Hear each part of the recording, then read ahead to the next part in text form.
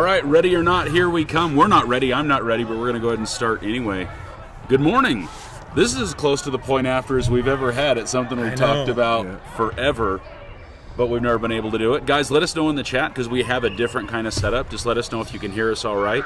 Hit that share button as we get ready, get ready for the 9 o'clock release. We believe they're going to start with 2A. It would only make sense they'd start with the 2A bracket.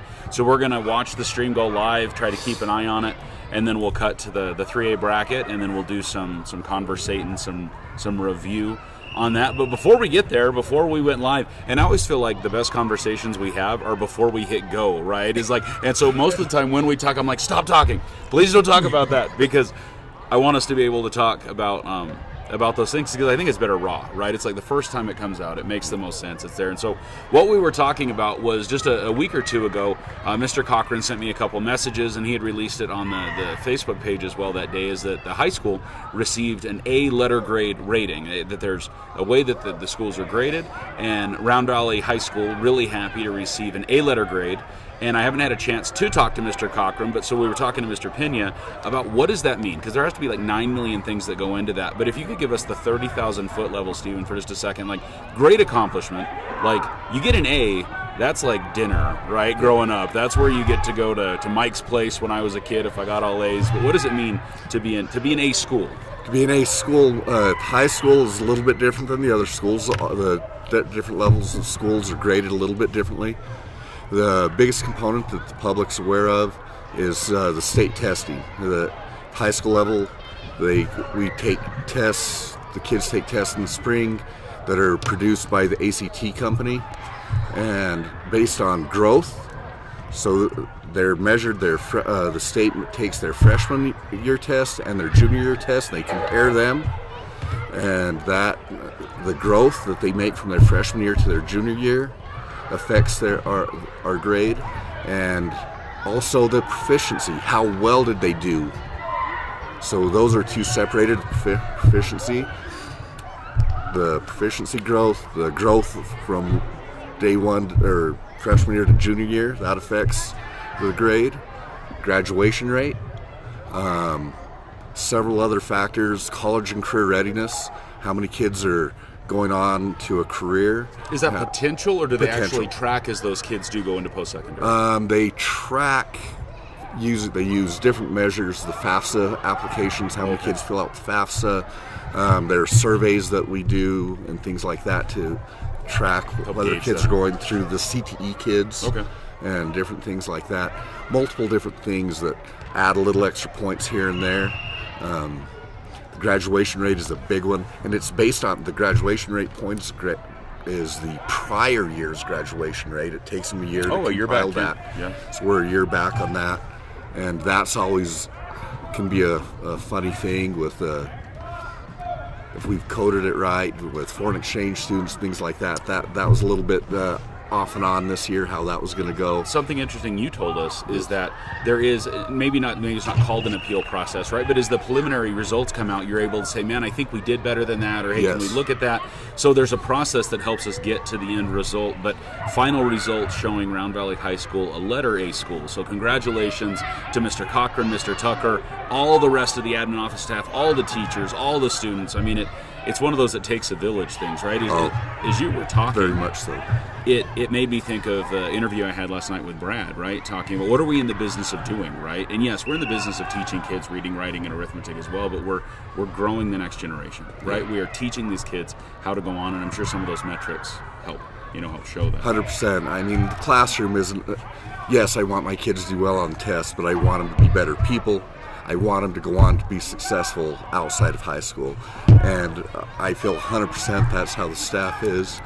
And you're going to have to drink again, Something's happening. I don't know. He must have hydrated. I think. But hey, while we're on that topic, though, while Steven dries his eyes, we'll find Ryan, is we want to give some props also to the middle school. Ethan made the comment just about, Ethan, you give the comment. I echo it because I love Mrs. Muth and what they're doing at the middle school. I just feel like since Mrs. Muth has taken over in the middle school, I can definitely see a change in my kids, in their willingness to go to school, for one, the success that they're having in school, the stability that she's brought has been exceptional. And so can't thank her enough. So I've had 3 middle schoolers, Dan Muth. I couldn't imagine dealing with, I don't even know, 120, like 100 of them on a daily basis. Like, I can barely keep the 2 or 3 of mine that I have at bay. And so, I mean, obviously you're not Lisa. Your better half is elsewhere right now, but just anything that you've seen, you see her come home. I'm sure you guys have discussions. Oh, there's lots of conversations in the house. And, you know, when Lisa agreed to take that on, she recognized right off the first thing that needed to happen was there needed to be a change in culture, because morale had just not been what it should have been. And when students pick up on low morale, they don't perform as well as they can, and they're not motivated to. So, you know, in the first year, she made some changes. You know, and it's little things, right? Like elk tags. Yep. You know, she does elk tags, and she's got a credenza in her office full of different types of snacks, right? Okay. You know, Kids love them. It's back, and the kids are going, you know, the kids go nuts because they can trade in their elk tag for a honey bun, Nutter Butters, you know, all kinds of stuff. So you get that. You incentivize me with food I'm in, I'll tell you that right now. So. And she's not afraid. She's not afraid to engage with the students, like during pep assemblies and rallies, to get them fired up. You know, she's all about the kids, and that makes a huge difference. Especially at the middle school level, how quicker to connect with a kid, but being willing to be silly, to be part of a pep assembly game or something, right? Like, the second you do that, the moment you tear down the walls with the youth, I think all of a sudden you maybe not a friend, but you like connect with him on a different level, right? It becomes a different kind of ballgame. I'm sure that extends to the high school. 100%. You know, kids think I'm a high schooler, but they love being goofy. This coming from the guy that puts on black and gold face paint every year. I don't know if you guys have seen the videos we've been doing on the JV, like ad roll that we have that shows like just little stuff we've done in the I past. can still see some antlers. Yeah, the antlers are still there. But like I was showing some 2016 footage that I took. Do you guys remember we had pep assemblies in the dome? The whole school was here. Oh, you got me. And Steven's down there, black and gold, looks like a pharaoh or something that year. Had the headdress on.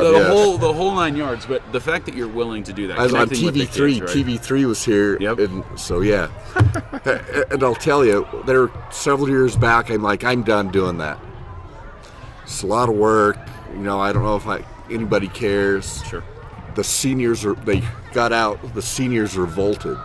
They were coming to my class and say, "Our senior year, you're not doing it." Oh, you can't give up on us? You Yeah. can't give up on our year? For That's sure. like, whoa, they care. Yeah. You That's know, awesome. And you know, it's Well, and as a fun. teacher, what does that mean, right? When the kids come to you, right? That's it. That's when you made it, I think. So yeah, they're just like, you got to do it this year. And so I may be 80 years old with black and gold face paint on. Guys, we're not on purpose trying to make him cry, but I feel like we're like taking Steven back down the path of being like, I love my kids. I love my I do. I love my kids, man. My job. And the high school teachers and the junior high teachers, I'm sure as well, all our teachers, but we care about our kids. And I get emotional when I talk about my kids, and I've got 120 that lets you know of you're them every doing it year. right. That lets you know that you're doing it right is when you feel like that. And you see it. And you see it in Mrs. Muth. You see it in Mr. Pena. You see it in so many of the teachers that we have here at Round Valley Unified School Districts. And so congratulations. Oh, go ahead. From the top down, Slade Morgan loves his kids. Yeah. And he's passionate. He'll get goofy. He'll have fun with the kids too as a superintendent. And that culture permeates down. Again, it just like level sets with the kids, like right away. So guys in the chat, let us know who is one of those teachers that just made the difference for you. If you're watching with us, they don't even have to be a Round Valley school teacher, but drop in chat, who was that teacher for you? For me, Barry Williams, one of those teachers. For me, Mr. Fritz. I mean, the man could ride a bike and teach us trigonometry at the same time. He was teaching us how to find a point on a moving circle while moving circles in our classroom, and then he would yeet off of the treadmill and like go shooting across the classroom. I don't know if that happened when you were in there, but he about fell off the bike. But it was like, but Mr. Fritz. And riding behind his head while he's talking. Yes, to you. yeah, like Backwards. he wasn't looking at the chalkboard. Mr. Ditmore, who your son highlighted. Mr. Ditmore was my football coach, was my chemistry teacher, just a great example of man, if you're going to be a teacher, that's the guy I want to be. Yeah. Right? Like, and all of those people that I mentioned had drastically different teaching styles, but it was great. Like, Barry Williams turned us loose with various expensive equipment and said, go figure it out. And he took care of us, right? There were bumpers involved, but he let us grow. He let us make mistakes. He let us learn. Mr. Fritz kept you engaged. You wanted to show up to class. He was first hour for me. You wanted to be there. Yeah. You didn't want to miss.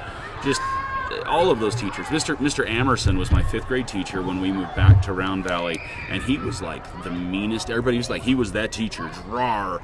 But like, he engaged you, he pushed you, and I appreciated that, even as a 5th grader. And so, real quick before we head to the brackets, because 2A should be starting here in a second. Dan, who was your teacher? You know, I had 2. I had Karen Ryder for English, and she basically would not let me settle for mediocrity at all. And then Mr. Coombs in math. Yeah. He was exactly the same way.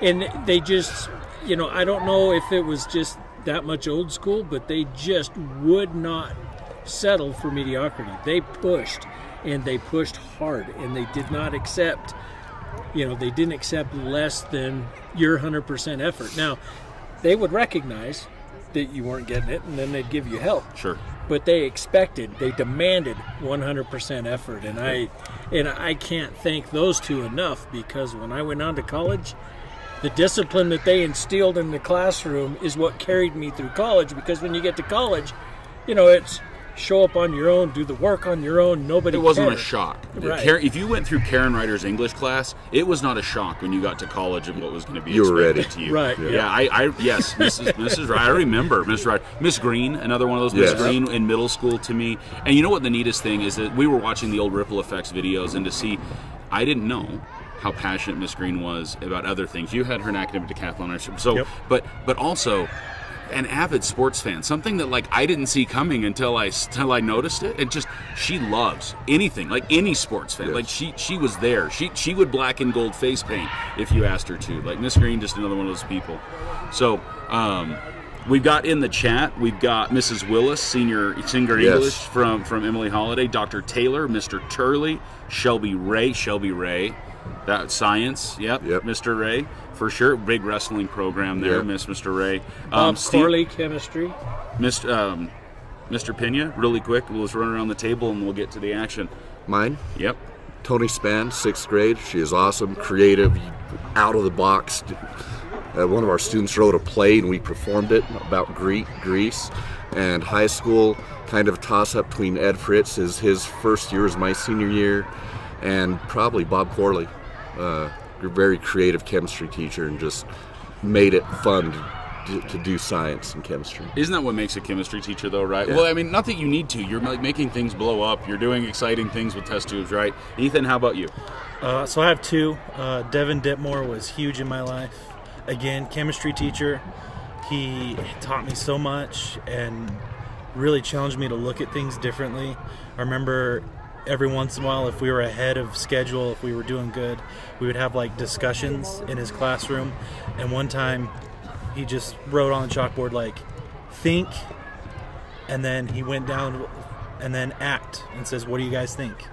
And we had a great discussion, and just an interesting guy. I excelled in college at chemistry, not, you know, a great part because of what he did. And then I had an English teacher, Miss Myers, that was able to, I didn't know how good I was at writing poetry. And I discovered a love for poetry that I didn't know I had, and I really appreciated that. Is whatever happening contagious? Because I don't want to catch what's going on. Do I need to take a drink? I've heard that's what we do. But Bus Whiting, another one I throw into there. Mr. Everest, another one I throw there. I have a passion for history, and he just if you didn't like history after Mr. Everest class, right? But then Buzz Whiting, just I really enjoyed him as well in high school. Member of Team Black, by the way. Teachers are amazing, and so thank you for it. It definitely is an effort of passion. You choose to do what you do, and those that do it well change our lives, and absolutely. So teachers, thank you very, very, very much. While we all stop trying to cry right now, I'm not crying, you're crying. it looks like they might have been having some technical difficulties. I'm not sure. We're waiting for the stream to get spun up. We will watch, and if it looks like something happens with NFHS's stream, not that they ever have technical difficulties, then we will we'll go straight to the web pages and we'll have the conversation ourselves. But I was really hoping we could bring Seth and his team in to be able to see as they release the brackets. But we're watching that as we go. But Barb Nickel got brought up as well in the chat as another teacher there. So let's. I always had fantastic English teachers. Miss Green, Miss Willis, Miss Myers, Miss Cheyenne. What was her last name? Cheney. Miss Cheney, obviously. Yeah. You know, and her insistence on never spelling it a lot as one word, you know, like little things like that stick with you the rest of your life. You know, and you want to shout out to administrators too, just because you think it's like, you never want to go to the principal's office. I didn't want to go see Miss Kirkham, thank you very much. But when you had to or when you needed to, they were there. Counselors, Mr. Udall was a counselor for me. I was the first member of my family to attend post-secondary education, and navigating that in the dark was crazy. Having counselors that'll help you understand what a FAFSA is and what a college application is, what does it mean to scholars. Like, none of those things I understood at all, and so it takes a village. It takes an entire thing. Had a great conversation with Brittany Crick last week here in flag football, talking about school nurses and the things that they do on a daily basis. And you know what? It might not all be Band-Aids and boo-boos. Like, they have conversations with kids that matter. And so thank you also to our school nurses. Thank you to our aides. Thank you to everybody. Our aides are huge. Our aides help us so much. Another teacher, you guys brought up history. John Allen made history of blast in high school for me. Mike Smith just gave a steady, very subtle humor to things, and but we had a good experience, And those are people that mentored me. That all these people, what I am as a teacher comes from. That was going to be my question. Do you feel like you took a little bit from all of those role models into the classroom with 100%, what you provide now? 100%. So, John, whose fault is it for the black and gold face paint then, Stephen? That's. I don't know. I don't know your who've done that. That would kind of be my own thing, a little bit, trying to get students to recognize me and set me apart a little bit. My first year when I was long-term subs, where it started, and so. I think of George Boone, who was running FFA and the welding shop when I was in high school, Mr. Crawford was my small engine teacher. Right? So those are some of those skills I learned in those classes I use in my life today. In high school, when we were in high school, Mr. Holland at the Ag, that it started, he is one of the ones that really started our CTE program being recognized. He had national level students when we were in high school. He was a great teacher. So yes, just so many, my kids, you brought up Miss Green, my kids succeeded in college writing because of what they learned from Leanne Green. She expected them to push and be we don't excellent. Play. Yep. So guys, really quick, let me show you what we're seeing just so you're aware. The event has not started yet, but we're showing the events in it. So yeah, we're refreshing, we're looking. I'm going to pull up a web page as we pivot to talk about the Elks here just a little bit. But guys, we're on it as soon as the bracket show starts. We will be bringing that to you. But let me jump back over so you can. Well, I don't know that the other one was probably a better shot if I'm completely honest. But here, I'll bring that back over here.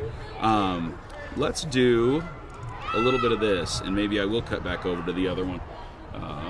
Do we have to subscribe to watch the bracket show? I'm logged in. I am logged in with one of my accounts. Yeah, that you heard that right, because my wife loves wrestling, like unhealthily, loves Colorado wrestling, and so we have multiple TVs going. So we have a couple NFHS accounts, as it were. But guys, let's talk about the Elks last night really quick as we get ready to go into the bracket show. Here's some of the action we had down on our new field camera. A couple quick shots.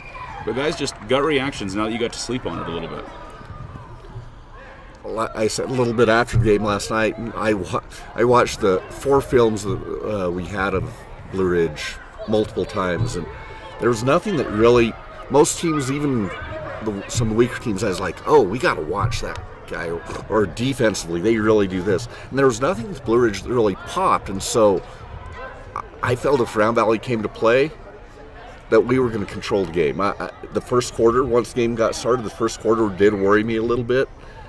But the end result, other than I really didn't think we'd shut them out, their passing game did concern me a little bit. I thought they'd put up a score or two. But the fact that we controlled and dominated the game really didn't surprise me. I felt like going into that game that we were a team that had gotten a little bit of a rest at the end of the season. We had 3 games that weren't our most challenging. We faced adversity in them. The weather in Ganado, all the distractions for some of the other games with homecoming and whatnot. But also, Blue Ridge was a team that was kind of on their way down. They had been undefeated to that point, and they had lost 2 in a row by the time they came into the Dome. And they were kind of searching for identity, and we were healthy. So my only concern was, did our lack of competition, was that going to show? And in the first quarter, it kind of did. Yeah. We had to ramp back up to that level of competition before we got things figured out. But we did. We answered the call. Yeah.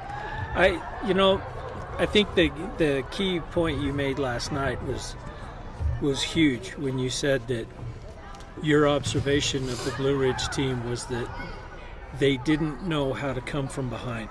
Yeah. That first drive was their signature drive.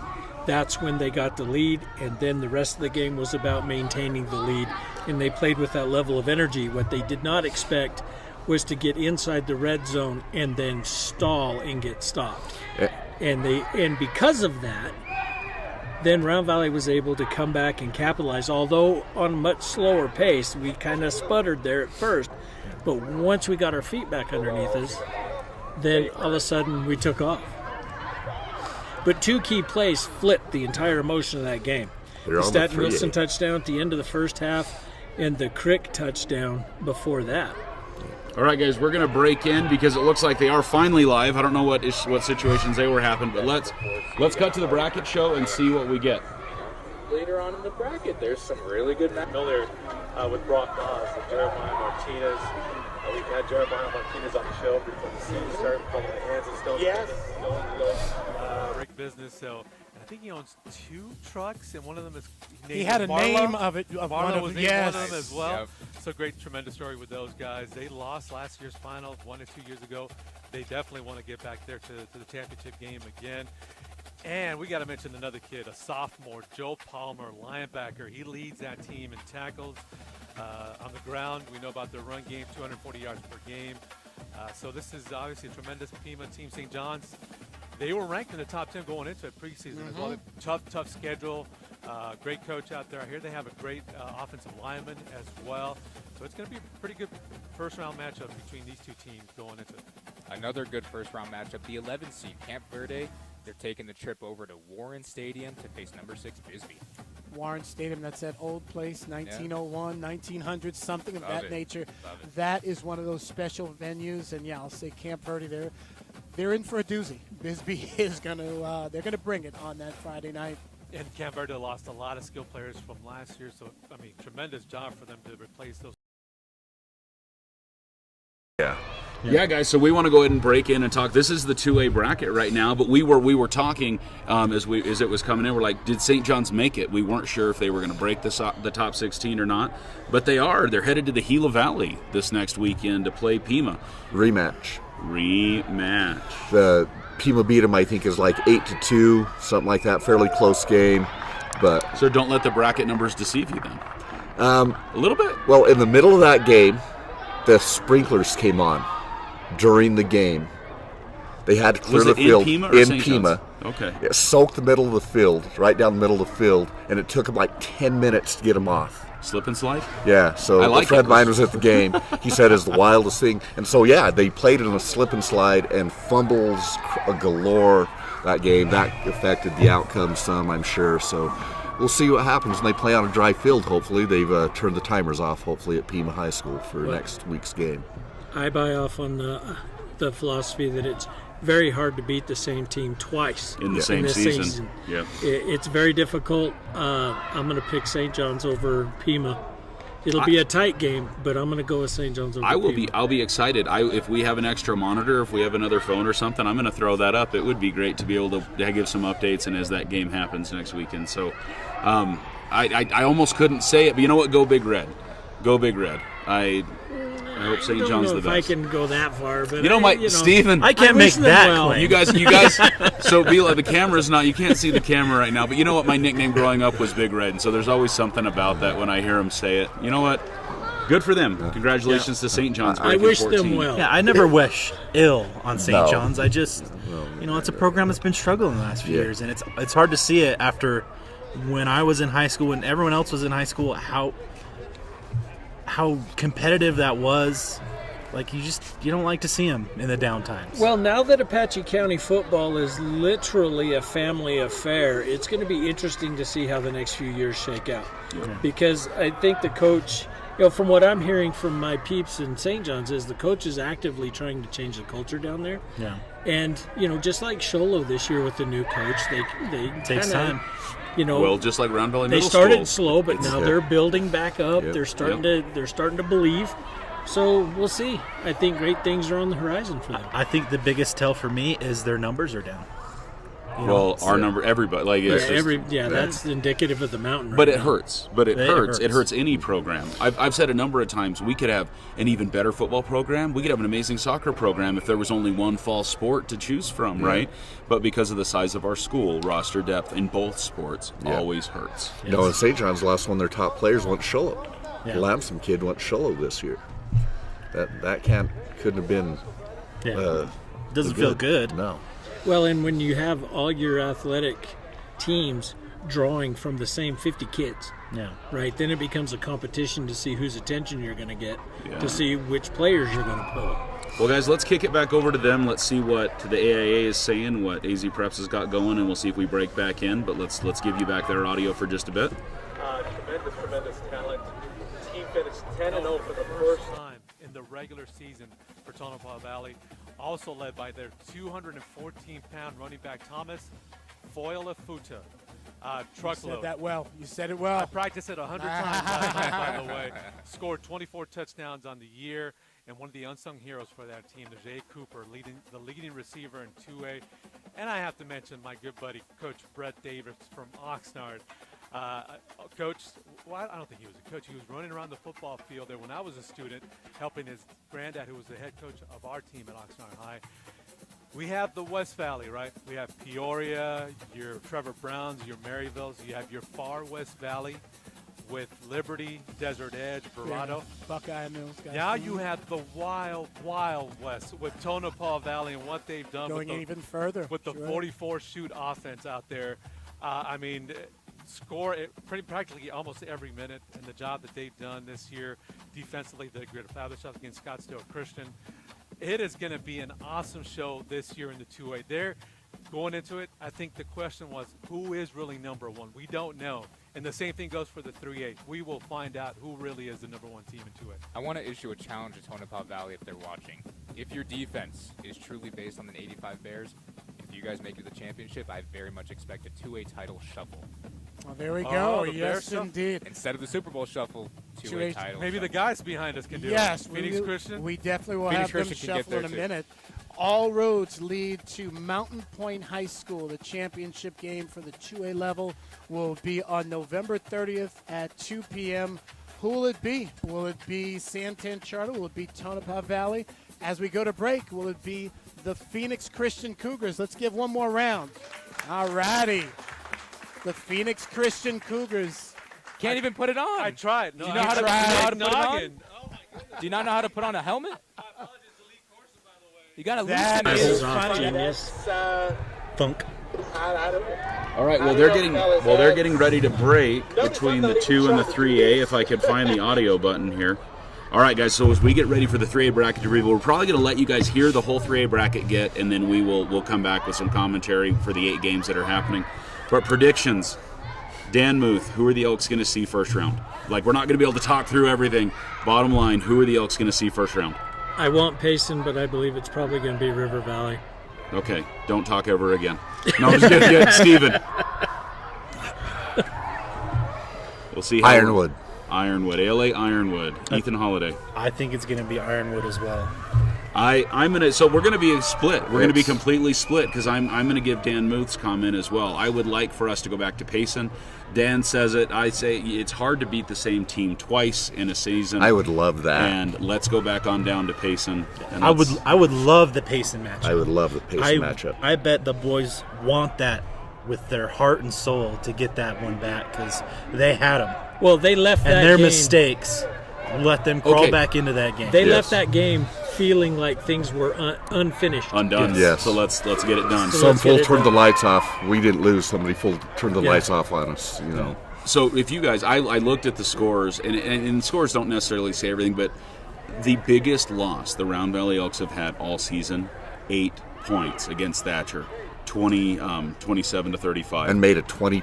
We're down 27-0 at one point, and they're rallied back. And so the entire loss is 15 points for the entire season: 3 against Morenci, 4 against Payson, 8 against Thatcher. And so, yes, I would very much like to go back to Longhorn Country for a first-round game. I don't want to make the drive to River Valley. I don't know how much I can express that right now, that I would like to not have to drive past Kingman to River Valley. Well, so we'll see. Ironwood would be a much easier play for all of us, even than River Valley. We have family in those places and things like that. Well, I want to go back to something that I think is an important point, and I don't. You look at Thatcher. Thatcher was a slow start, but a strong finish. And it wasn't that we lost the game, we ran out of time. Payson, key mistakes. But again, it wasn't that we lost, we ran out of time. Well, it was a big back and forth. The entire Payson game is really what I thought. Now, we went to the JV Blue Ridge game, and we just worked them. And in the Round Valley, varsity does the exact same thing. I honestly thought what Payson is what Blue Ridge was going to be. Back and forth, back and forth. Who's doing better with clock management? Who's doing better taking care of the ball? And it wasn't. We just walked all over them. Payson was that, though. We scored, they scored. We scored, they scored. Yeah. Very mirrored ball game in Payson. And the Blue Ridge game is what I thought the Payson game was going to be. The exact opposite thing. Yes. And for me, Morenci any other week but week 1 would not have been that 3-6 game that we saw. We were figuring things out. We even got a scrimmage this week, but it just everything changes. Right, week to week, everything changes. We almost beat them 3-0. They went to the air right at the one end. Play. One play. Yeah, one play. And the thing about the Morenci game, they had a scrimmage ahead of us, or 2. Scrimmage in week 1. Yeah, we went in completely cold. So you could say the same thing about Payson. Yeah. That touchdown that wasn't a touchdown, that might have been a touchdown, that maybe was a touchdown going into halftime. If that was a touchdown, that would have been. Well, we'd have been in control. It'd have changed the whole outlook of the second half, how the approach to the second half. All right, guys, we're going to go back to the AAA. Looks like we're back for the 3A reveal. Let's get it. We're going to mute ourselves, and we'll be back. Are they interviewing this? It looks like they're interviewing Phoenix Christian. Or they just Or we're just going to listen to copyrighted music. Let's talk over it so we don't get flagged. Yeah. I like it. Phoenix Christian High School here in Phoenix, Arizona, and I am joined by 2 big-time guys for the Phoenix Christian Cougars, and that would be the head coach, Jason Kindred, as well as Luke Hocking, 2A lineman. And guys, first off, congratulations. Making the postseason, a nice high C, which means maybe more than 1 home game, maybe 2, of course. Coach, you are going to take it 1 game at a time. I'll ask you. All right, guys, that's what happens when you're working with live broadcasting that we don't have control of. It looks like they're doing an interview with Phoenix Christian, congratulating them, having a little bit of a conversation with them. Because I'm like, those are not the same 2 commentators on each side of the situation, but they're broadcasting live from Phoenix Christian. So what a cool thing to be able to have the bracket reveal happen at your school. Any more in-depth prediction? We're talking Payson, we're talking River Valley, we're talking ALA Ironwood. So let's say that we go to River Valley. What's that look like? I have little to no information on my brain about River Valley. I thought they played in the indoor facility, but they don't. Kingman does. It's Bullhead City and Mojave, I think, that share that indoor facility over there. Yep. Not I thought River it was Valley. Kingman. We'll have to take a peek. No, it's those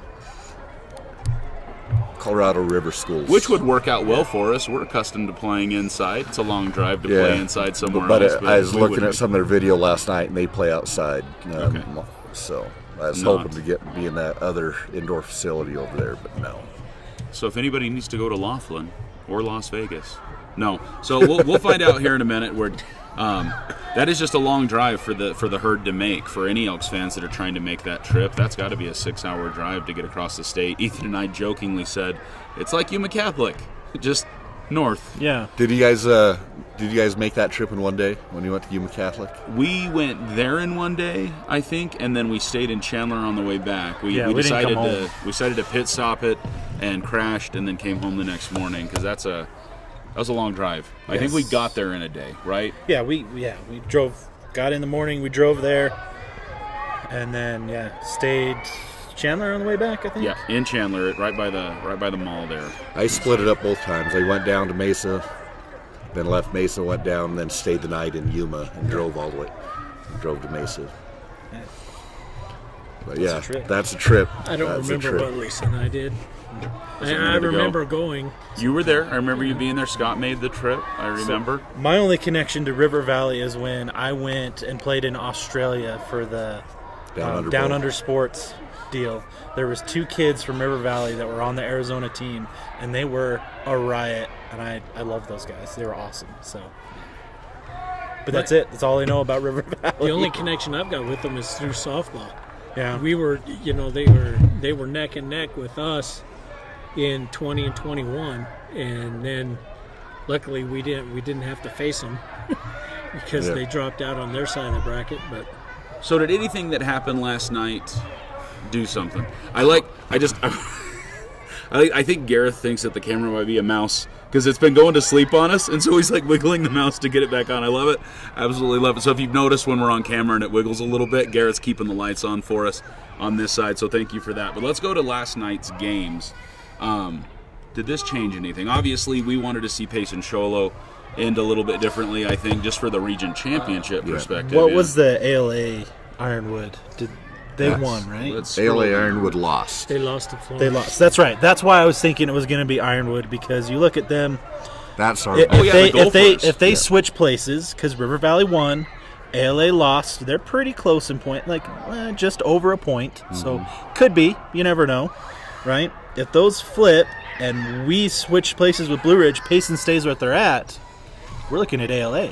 No, that would put us with River Valley, because River Valley would be 7. Unless it was a Tuesday and the moon was full, Dan. Because River Valley will go up to 7. Well, I'm hoping somehow we get to 9. So you think ALA holds on to that spot? That's how we would. Yes. So is that what you're thinking, that it's going to be an 8-9 contest? Because that's what I'm hoping. Payson wins, so does Payson bump? Do we bump? That's kind of when I think this is Payson. This is River Valley or AOA Ironwood, right? If it's the next I think down. When I made my pick, it was more out of I don't want to go to River Valley, so I'm not even going to speak that into reality. That's why I like the way Dan said it. I'd really like to go to Payson. would really like to go to Payson. Let's see if we're still interviewing with... That Payson game hurt us last night as far as getting what we wanted. You know when I really thought Sholo was thirsty for it? You see Sholo the last few weeks, they had the momentum to make it happen with a victory over Blue Ridge, in Blue Ridge, right? I mean, they had the momentum for it. And they were 16 going into last night, so they're really on the bubble on tonight, because the only team above them that lost was Dysart. And so I don't know if they'll make it in. That gap's too big. Well, it's over. Guys, it's almost 2 full points. Yeah. We need to give credit where credit's due. Payson's finding a way to win football games, and that cannot be ignored. No. So, I mean, they're going to be a tough opponent. They might be hard in the middle of the bracket, but they are going to be a tough opponent, no matter who they face. But I lean back to what you said, Dan, that it's so hard to beat the same team twice. And in football, basketball, you see the same team 3-4 times, right? It's a little different that way, but I feel like in football, you see them in the regular season, it goes one way. You see them in the playoffs, there's a good chance it's going the other way, because the team is hungry for it to be different. Especially when you come away from the game like we did, right? Mm-hmm. I don't think the boys got on the bus thinking, wow, we were dominated. They got off the bus thinking we needed one more series. So here's what we were talking about, guys. Sorry that I wasn't showing you. You'll get it in just, or you have it now. Is the Gophers number 6 right now? ALA Ironwood 7, River Valley 8. Payson with a win at 9. Do they bump because of that? So what we're looking at, because we are located here, we are looking at playing somebody right here for the first round, depending on how the final shakes. Now, Stephen did caveat it and say that a lot of things do bump and move with the last week of play. Yeah, all the data comes in on the Friday night before the rankings. There's nothing out there floating. The computer's working overtime, getting the numbers put together, and so. Wes, can you go back to that screen? Yeah, give me just a sec. I was cutting away from it so I could check and see if we were still interviewing, and we definitely are. So here we are. Okay, so looking at the ranking, and this is old, granted, but you would have 8 and 9 playing, 10 and 7 playing. Let's see, and then 11 and 6. So that if this held, we would actually be looking at Florence. Am I reading that if right? Nothing changed. If nothing changed. But it's going to change. We're going to pass Blue Ridge. There's been losses. There's been just over a half point behind Blue Ridge, and we beat them. We're both 7 and 3. Our strength of schedule is a little bit better. A game that helped us last night was Poston Butte did win. Improved their team. Not a lot of the other teams played, so that helps us a little bit more. I love that game every year. I think I say that way too much, but I love that Poston Butte game. I'm glad that's who we have is our 4A game. And we have the 4A game so we can play the 2A game against St. John's Right. We play up. Everybody does that. Everybody plays down and everybody plays up. We'll get a new team probably next year. They'll redo this. Unacceptable. It's a new 2-year schedule coming out. If this moves the way we expect it to, Round Valley goes to 10, Payson goes to 8, River Valley goes to 7, Ironwood would maybe go to 8. I like everything that you're saying except for where you said we play River Valley down. Well, but I'm thinking that... And it's not even because of the team. It's really going to depend on what happens with Ironwood and River Valley. Yes. Yeah. Because that gap was a point and a half. Because nothing up here shakes or moves or adjusts, right? To where it makes a big difference, right? Correct. So it's so it's that Mojave middle. Florence It's gap the middle is of the smaller bracket than that's it in play. looks. Yes. I know one's a 13, one's a 15. It's One's a 15-0, and one's a 13-9. It's up point with similar schedules, with similar records until last night. I'm not sure how did they both win last night? Did Mojave win as well? Everybody, so they're both 6 up. 8-1. From 6 up, nothing changed. All right, we're gonna take a peek again. Hey, we're still chatting with. Have you guys looked at the 6A bracket? The top 6 are all with one loss. Like, and what see, a nightmare that bracket must be. But see, those 1 through 5 in green, they will play in they'll go in the open division. So the number 1 seed, if they started this week, Queen Creek would be the number 1 seed in 6A. Oh, Bulldogs. Okay. Yeah. So that's how that works. But 7-1 across the board is what I saw. And 4 through 6A can opt into the open invitation. No, they don't. They changed it during this season. 4A just isn't competitive now that they've made some adjustments with Sal Point going up to 5A now. Yeah. And so it's only 5 and 6A, and you don't get to opt. It's automatic. You're in open. You are in or you're out. You do not get to choose whether you. And is play that based on not. rank by the ranking points? Yes. If you're in the top 16 points, you're in the open. Yes, and it changes. There's the calculator for the open is a little bit different. They do. Put margin. It's the exact kind of. It's the exact same thing. Other than they do give them. I apologize for that joke. Super bad, by the way. A margin of victory does play into the open calculation. Okay. And up to 14 points. Whether you win by 14 or 30, it doesn't affect, because they don't want to encourage you running up the score. But 14, less than 14, Yes, less than 14 or over 14 makes a difference. Well, unless Finks Christian's standing up to take a cheer, it looks like we're close. That interview's about over. All right, I was checking the bracket to make sure we're good that way. So they are, they were cheering. We got one back. So we got just a little bit, unless number 52 is going to be part of the bracket reveal, which he very well could be. Yeah, we're back. We still have the coach and 52 being interviewed. So a little bit of Phoenix Christian still happening. So guys, but everything that we're saying is that the Elks are on the road, and that's a hard question to ask those seniors at senior night, right? It's not definitive, but guys, we think this is your last game in the Dome. How's it feel? So Stephen is a dad of a player that just went through that this week. Can you give us a little insight of, has it been a great week for Ryan? Has it been a struggle bus? Yeah. I remember playing in this dome on a very much more aggressive turf, we'll say, back then. Ethan remembers. It was very nice carpet. It was. you could start a fire. Kind of nice carpet. Yeah. Kind of a Berber It's actually carpet. terrible carpet.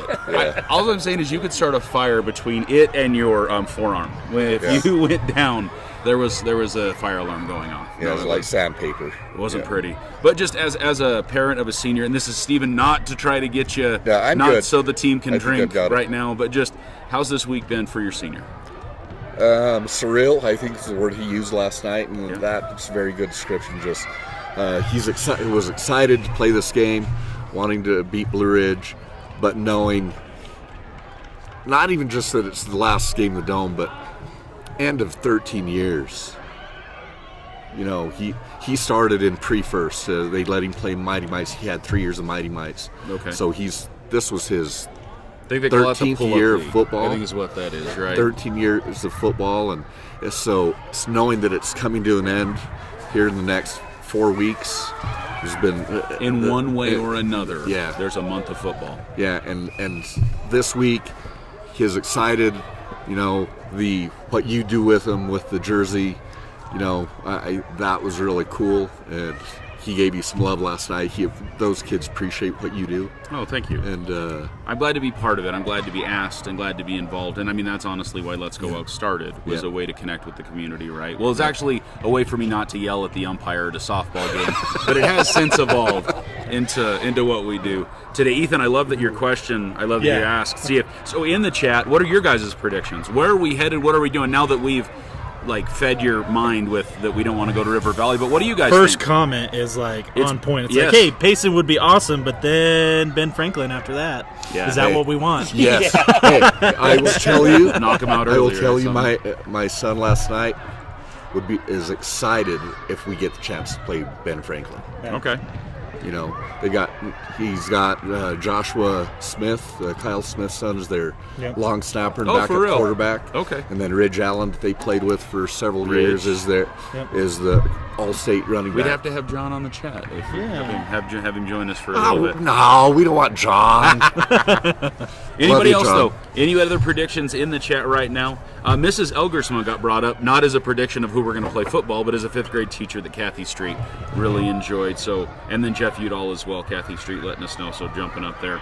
But guys, thanks for joining us. This has been fun even so far. We're not even to the part that we've been waiting for. Meat and potatoes. Come Looks on. like it. They may are be running coming here. ads, yeah, so we're close. We're not running ads, they're running ads. Somebody's running ads. They're playing flag football. So we're back in the Dome this morning. The Dome getting used for 4 fields of flag football all morning. Fried Chicken's got a game at 10. We may have to point the camera at that field so I can commentate, watch, and play at the same time. I don't know. But a great morning here in the Dome. I think we're coming back. Oh, well, another ad going, so we will cut to that here in just a second. Again, what we're going to do is we'll let the 3A bracket get revealed, and then we'll come back to you. So hopefully they'll post it at that time. Maybe I'll try to write it down as we go as well so we can discuss the whole shablam, if you will. I'm hungry because there's currently a food ad going on. And it looks delightful. Did What you guys is this? Did you guys get to talk enough about the Trail Riders touchdowns we had last night? There were plenty of them, that's for certain. Yeah, we were eating on Trail Riders touchdowns last night. That's for sure. I love it. That'll keep you full. It'll keep you full all night. All I right, hadn't all right. thought of maybe doing this there. At No. Trail Riders? Yeah, that back room. Jody, Melissa, if you guys are on, can we borrow the conference room? Yeah. We could do a little conversating with some chips and salsa. We'd have to mute the mics every 2 seconds while I'm eating it, but that'd be fun. That'd be a fun little breakfast chat. Try to bring somebody in on the conversation. This makes it easier. All the equipment's here. You didn't have to. No, I I took guess it we all loaded home. up last I brought night. it all I back. just dawned on me just now. A lot of it was because it's the Dome and because my kids are playing flag football right now. What's your Trail Riders breakfast order? I'm curious. Is it their big one, the lumberjack or whatever it is? The Trail one Boss? The Trail Boss. Yeah, Okay. that's the one. That's mine. Just a nice classic. Breakfast burrito, green with sausage. I Nice. usually do it deconstructed without the tortilla as well, but I like that. But guys, they're putting their headsets back on. Phoenix Christian no longer in the background. So we are going to cut to them. This is the 3A bracket reveal. AZ Prep's giving it to us, and then we will have some commentario coming up. We have selected the 2A participants. Those roads lead to November 30th at Mountain Point High School, as that game will be held at 2 o'clock. Who will also play on November 30th at 6 p.m. kickoff? Well, there are a bunch of 3A teams, 16 of them to be exact, that will vie for that crown. And let's jump into it. First off, we have the Sand Devils of Page High School, number 16. They will travel to Benjamin Franklin. That is a long road trip.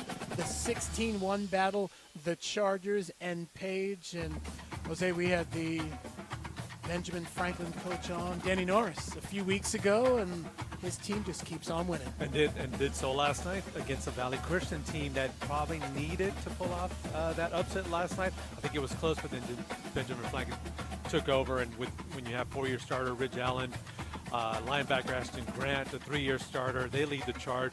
They also had 19 starters back for that team. And when you have that at that level, that's big time. Indeed, and their only loss came to Arcadia, a 4A school, and that score was 27-26. Wow. So well-deserved number 1 ranking there for Benjamin Franklin. Coach Norris, we know about the job that he did over at Gilbert Christian, taking care of business at Benjamin Franklin now. Number 9, the Payson Longhorns. They will travel down south, and they will take on ALA Ironwood. You know how we feel about those 9-8 matchups, and this is going to be another good one. Yeah, despite missing a game and parts of 2 others, ALA Ironwood's Aiden Williams was still, guys, the 3A's leading rusher heading into last night's game. The O-line, pretty much the team's engine, taking care of business. That team averages about 300 yards on the ground per game for ALA Ironwood. The job that Lauren Dawson is doing over there as head coach at ALA Ironwood, I mean, second year now, already taken to the playoffs. They earned a home playoff game. I think this might be the first time in program history they get that. Wow, that's big. That's huge. That's a really big accomplishment for those Warriors out there in ALA Ironwood, kind of in my neck of the woods, out in kind of the Queen Creek area. Straight down Riggs, but they do have a very tough matchup against a Payson team that actually knocked off Blue Ridge earlier in the season, but then has kind of sputtered a little bit in the last 3 games of the season. Nonetheless, that matchup, I can't wait for it. 13 against number 4, Paradise Honors. 12 against 5, Paradise Honors going to Mojave. That's always an interesting one. That game will be held at the Anderson Auto Group Fieldhouse. We need to go up there and do a show, by the way. That'd be kind of cool. I've been there. It's cool. It's a beautiful site. Beautiful. Yeah. Yep. And hats off to Paradise Honors. I think they only returned 1 starter on offense. Here they are back in the playoffs. Mojave was our preseason favorite in 3A. Went through some injuries, some illness as well in the early going. Lost her quarterback. Word is that Giuliani, if Mojave makes a long playoff run, he will probably have a chance to come back and play. Good. But Isaac Arias is filling in nicely at the quarterback spot. So keep an eye out for them. And last but not least, on the top half of the bracket, it is the number 13 and 4 matchup. The Ridge Battle. That's exactly what it is. Blue Ridge will travel to Push Ridge. The Lions have a home game against the Blue Ridge Yellow Jackets, I believe they are. So that'll be that's good stuff, and that rounds out your top 4. Push Ridge, they've got the fearlessness of linebacker Tyler Schoaf and the athleticism of their QB, that's Jacob Newborn. He was a running back last season, so yes, there's some athleticism with the Lions, and they are hosting that game. Yes, they are in Tucson. Bottom half of the bracket, as we move on, we go to the 14 seed Gilbert Christian. They will face number 3 Thatcher, making that long trip to Eastern Arizona. Thatcher, led by running back Cody Bingham. He's only 140 pounds, guys, but very menacing, and Thatcher coach Daniel Jones said that he really kind of is the backbone of that offense. Thatcher also has one of 3A's best linebackers in Brent Jones.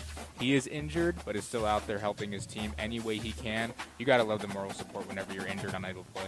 I think these 2 teams, I was going to say they're on a collision course. Yes, they obviously are, but Thatcher, there's always that mystique about Thatcher, especially when they are playing at home, and we know that this Gilbert Christian team can surprise some people. Thatcher lineman.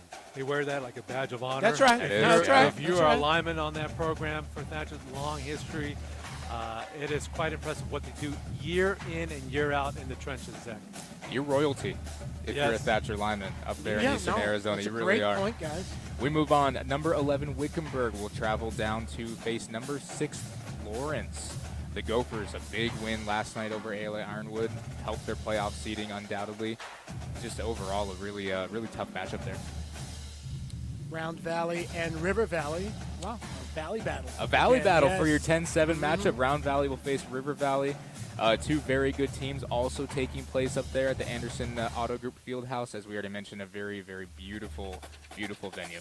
And I got to mention Jane Plotkin and the career that he's had. The running back there for River Valley rushed for over 3,500 yards, 49 touchdowns, and he is healthy. And that is not good news for opponents. Jane, what a tremendous leader as well. I think he wants to become a firefighter. And if schools have not looked at him, 4-year schools, you need to look at this kid. I know you might say maybe he's not that tall, but strength-wise, man, he brings it game in and game out. Let's see how he closes out his career against a very, very tough Round Valley team. The final matchup in the 3A Conference Playoffs, the 15-seed Dysart Demons. They actually make a very short trip over to ALA West Foothills to face the Guardians. By far one of the best, if not arguably the best team in 3A all season long. This is a program that only opened in 2022. It's already a state contender under Coach Chad Minton. Guys, the ALA West Foothills team starts 20 underclassmen. Regardless of how things play out this season, that's going to be a really good team for at least a couple more years. Absolutely. It certainly will. When you start that many young guys, it's going to grow. That program is going to grow, and they're going to be good for. All right, ladies and gentlemen, we're going to come on back. It is, unfortunately, as we feared. We're going to hang on to that picture real quick. All of our strategies and predictions to try and speak a trip, to avoid a trip to River Valley did not come to fruition. We needed to start earlier. Yeah, Apparently we didn't start working this earlier. Yeah. So guys, let's roll. I guess let's start with the bottom of the bracket because that's what's up, and then hopefully they'll post the top half on their webpage and we can cut back to that. But so Gilbert, Christian, Thatcher, anything that you guys think, say what? I think Thatcher rolls. takes the game. Yeah. It's in home, right? They'll play at EA. That's happening. Wickenburg, Florence. The Gophers getting it done. Wickenburg's always a tough team, though. So I don't know. It'd be interesting to see. I still think Florence is favored because they've been playing tough all year. I'm seeing if they played each other already. They haven't. But I see Florence, So the next game on the list is going to be an announcer's nightmare. It's like red leather, yellow leather. It's going to be Round Valley, River Valley all night. But we are, Stephen, you didn't think that they played in that facility, but we are playing in the indoor facility on the other side of the state. It is not a dome. It is a very large, like, warehouse-style building. Yeah. So if anything, like punting, plays into effect. I can't remember if punt height becomes an issue, but it is an indoor facility. It would have to be. If they're playing football, I think that it has to have a high enough. I've seen them punt in it, so. Yep. But obviously, I'm going to pick Round Valley here, and they have a running back that's pretty tough, from what I hear. This is not a team I've seen any film on, but I think they've got a running back that's pretty tough. Yeah, that seems to be the bulk of their offense. But really, looking at their schedule, they've had 2 tough games. I see Paradise Honors, right? They won handily. Mm-hmm. I see Wickenburg, right? Mojave. And then Mojave. So they had 3 games against, ranked opponents. Yeah. And they're 2-1. Yes. So, and the Wickenburg, that's 15-8. Like I said, that Wickenburg team is tough. So, interesting. So the bottom of the bracket is Dysart, ALA West Foothills. I think we will see ALA West Foothills second round. We played them first round last year. Yes, first round last year. The second round this year, so it would be a drive to the west side. Yeah, they beat Dysart last night 55-7, so that's a rematch of last night's game. So I'm curious, why did Mojave forfeit the They had 19 kids with COVID. Oh, they tried to reschedule the game. They were willing to give up their bye week to play ALA West Foothills, and West Foothills said no and took forfeit, which doesn't help you in the rankings. A forfeit is a no contest as far as the rankings are concerned. it doesn't hurt or help a team that wins by forfeit or loses by forfeit. So West Foothills just wanting the game time. Yes, they Bottom potentially, line, right? if West Foothills would have taken that game and beat Mojave, they could have been number 1 possibly. It could have cost them the number 1 seed. All right, well, let's roll to the top half of the bracket. Should have it pulled up now. There we go. So Page, Ben Franklin. Page, we were a little bit surprised to see jump from a 19 to a 16. Yes. This last week. So Ben Franklin will host Page. I think we see Ben Franklin win that game. Yeah. The place that we wanted to be, ladies and gentlemen, the 8-9 spot. Payson will be traveling to Ironwood. They'll be headed to the Valley for a game in the Valley. I watched Ironwood play Ben Franklin, and I was not impressed, honestly. I just, it was not,